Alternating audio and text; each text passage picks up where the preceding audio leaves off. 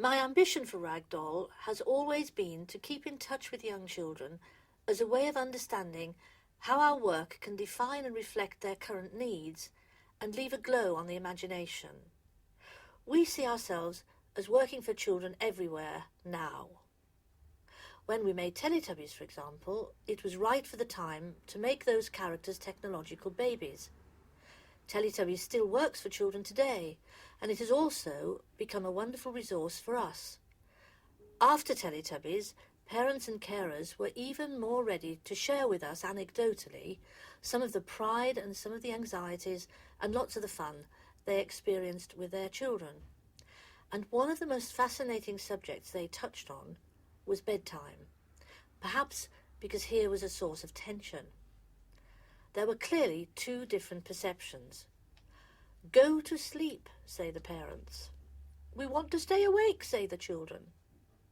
The question for us was, could Ragdoll make a magical program around daydreaming and night dreaming, about the time between waking and sleeping, that would address this universal experience?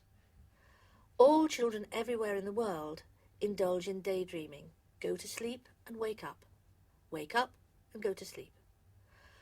Fortunately, Andrew Davenport, the co-creator of Teletubbies, was equally caught up by this concept. No one I have ever worked with in a rather, indeed, very long career has a better understanding of children's imaginative capacity than Andy. His intuitive grasp of young children, combined with his ability to visualize characters and write comedy, is outstanding. Add to this that we now know he can also originate music. You will understand why we are so fortunate in working with him, myself in particular. This is important, not just artistically, although that is, of course, a prime consideration, but also philosophically. For this programme especially, it provides wholeness, a completeness that absolutely satisfies and reassures.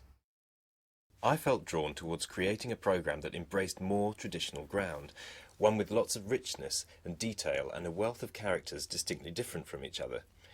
I wanted to invest this new show with a tangible, literal sense of childhood, to reference a pivotal moment in a child's experience, bedtime, that universal formative time of imaginative intimacy, of pictures and thoughts. As I began to sketch and model the characters and their world, there grew a pleasing sense of a comical and diverse community of toys living happily together in a magical garden located in that universal magical place, visible from anywhere on Earth, the starry sky. It is the journey to this place, shared between a parent and child, that we make in the opening of the show. Simple poetic words and music carry us forward, following the little magical blue star into the night garden. Now we need to get past the hedge to meet the toys in the garden beyond. Fortunately, we can call on one of the two forms of transport available to all the inhabitants of the night garden, the Ninky Nonk or the Pinky Ponk. The Ninky Nonk, by the way, is a funny kind of train. The Pinky Ponk is a sort of airship. The stories are always funny and always bring the different toy characters together. At the end of every programme, we put all the toys to bed before returning via our night garden lullaby to the stars in the night sky.